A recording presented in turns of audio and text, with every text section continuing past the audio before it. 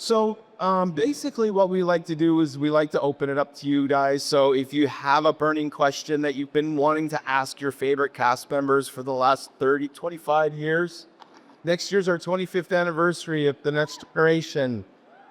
Hopefully that doesn't make you feel too old. But throw up your hand and we will quickly get to you and we'll let you ask your question. Yes, young lady. Oh, that's not going to work. I got to go down.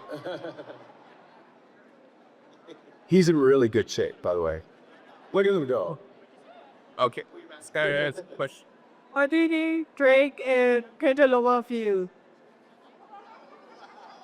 Whoa. That's, wow. We are starting on a spicy note there. The question was, what do we think of the Drake and Kendrick Lamar feud? To be completely honest, I don't know too much about it, so I'm gonna just stay clear of it. Very diplomatic. Yeah. And T. Drake, obviously. We love Aubrey, so regardless of any of that, like he's our friend. We grew up with him, and we love him. That will never change. Yeah, I fully concur. I will go on the record and say I will always be T. Aubrey. Now, the only reason why I'm bringing this up right now is because it is somewhat official, what we found out on the news last week. If one of you want to mention some really amazing news about Degrassi. Yeah, Aubrey, Drake, so to speak, pardon me. It's hard for me to say. Yeah, I don't know if this. Anyways, he's just announced that he's purchased Degrassi as an IP, and he will be rebooting the series, which is wild. Now that being said, probably that none of us know any details about it. None of us have gotten any phone calls, or at least I haven't. Have you? I have not. No? He called me this morning. Okay. I'm getting. I get wake-up calls from Aubrey as a morning. It's very mysterious. We don't know what the reboot's going to look like, but you just know it's happening. Your details, TBD. But it would be pretty cool if you got to see us play those roles again, right? Yeah. Undo some mistakes from the past and more drama. What mistakes? I don't know. I know a lot of the Spinner fans out there are not at the marriage with Emma. I know, right? I listen to your complaints. I have a suggestion box. And so, I don't know. Maybe there's, I bet the Game of Thrones cast wish that they could, undo. Let's move on. Yeah. So, Shane, why don't you give everybody a little heads up about the documentary that's coming out at Toronto Film Festival this summer? Okay. So, at TIFF, the Toronto International, still.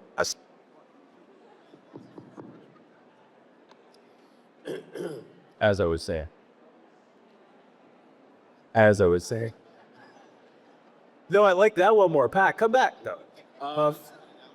Get you back. So there is a Degrassi documentary called Whatever It Takes. They interviewed a lot of involved cast members from the original Degrassi series, from my series, and I don't know if all the series, and producers, writers, anyone that had a stake in Degrassi. And it was submitted to TIFF and it became a selection, and it will be premiering there on the 13th of September. So that will be wild. And we have a feeling that Aubrey will use that night to officially announce. I mean, it's already been leaked, but we think he did that. And then, so there will be a Degrassi documentary, a really well done one that should be available to all of you. How long does that stuff take usually? Probably. Well, I don't know. So it's going to the film festival. It'll honestly probably be on a streamer coming here. Yeah. No, not even a year. Probably could be a month. Could be 3 months, but somewhere in there. I would guess. Again, I have no information on that. But yeah. Do you have a question for Melissa? How did you know? You read my mind. Oh my goodness. Okay, I did. That's who am I talking to now? Just gets right in there. Hanging out. Yeah. I did have a question to you, actually, Melissa. So Ashley has a lot of hair transformations throughout her entire series. How does that get kind of brought up to you? The conversation of, hey, we want to change your hair. Are you okay with it? Were you not okay with it? Also, out of all of the hairstyles she has, which one was your favorite? So a lot of that is me and my very short attention span to hairdos, which I don't think is any surprise to anybody. And because Ashley had such drastic changes when it came to, her friend circles, what she was going through as a character, it really did tie in with her character development as well. So, the wardrobe changes, the hair changes, as she kind of evolved, so did the physical person. And I think my favorite was probably Pixie. I loved the really short one. It was so fun. I just kept asking them, like, can you go shorter? Can you go shorter? And they're like, you just want to chop it off. I'm like, yes, chop it off. So they indulged me. But unfortunately, my hair grows like weed, and that was very hard to upkeep. But I loved that one. But all in all, like, I appreciated that, again, the physicality of Ashley really did match what she was going through as a person. Throw your hand up if anybody has a question. Don't be shy. So besides your own characters that y'all had on the show, who do y'all feel like y'all have the most in common with, other than? Ooh, that's a really good question that I don't have an answer for yet. Okay, do you know? The most in common. This is a tough one. I would say Jay. What? I was gonna say you. Whoa! We should do a podcast. Let's do a podcast. No, I think the way that Spinner and Jay sort of grew into each other and became friends started off not in the best of light, and but I really do see a lot of the the mischief and the fun loving, and I do love to wear my hats backwards when I do wear them.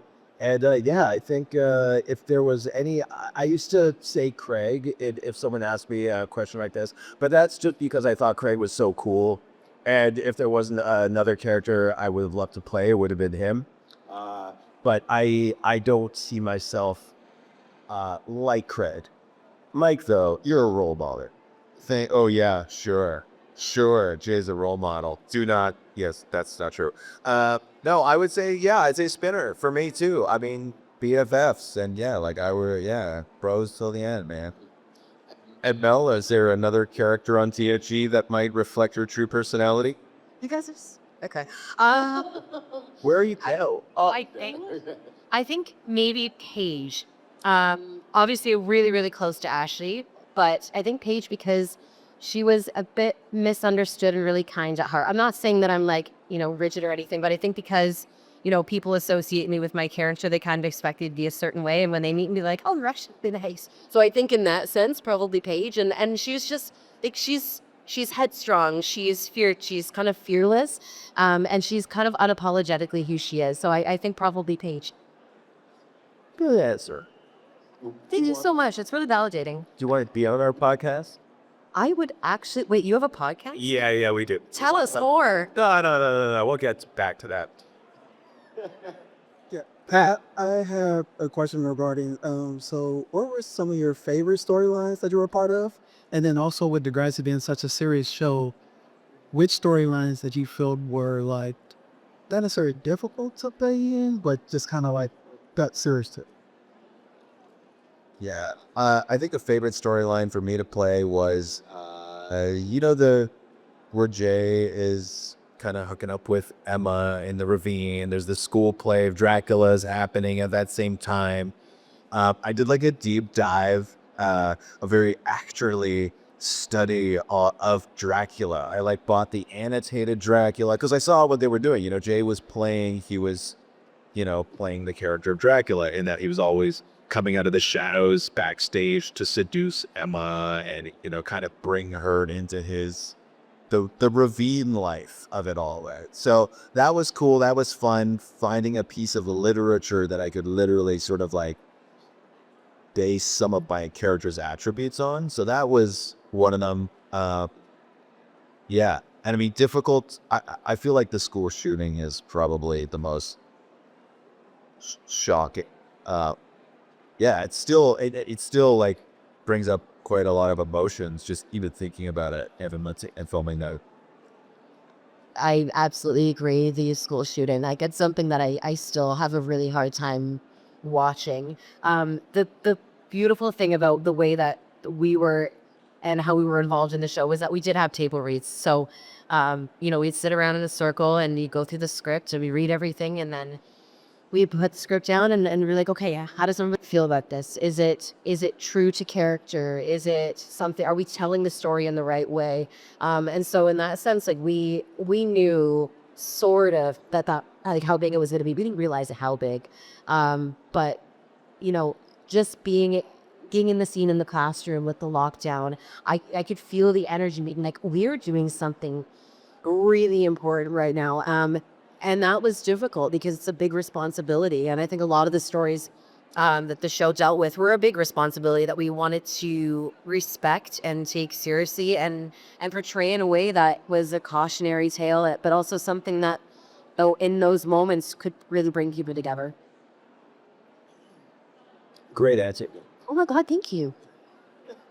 For me, obviously, the role that Spinner played in getting Jimmy shot, that really, I mean, it affected Spinner, but it didn't really start to show its consequences until Jimmy came back and Spinner eventually had to fess up to Jimmy. And that's where everything started to change through. And because our cast was so large, I was filming with basically the same group of people for 4 seasons up to that point. When Spinner fessed up and then lost all his friends, that was really hard for me personally. Then I also didn't work with them for a period of like 2 years. Or, I mean, you might know better than me. It's been a while, but I think fess up in season 4 and wasn't really back in everyone's good books until season 6, maybe. So there would be weeks at a time where I wouldn't see my friends that I've been, grown to love working with for so long. And then that's when I started working with Mike, but it just wasn't the same.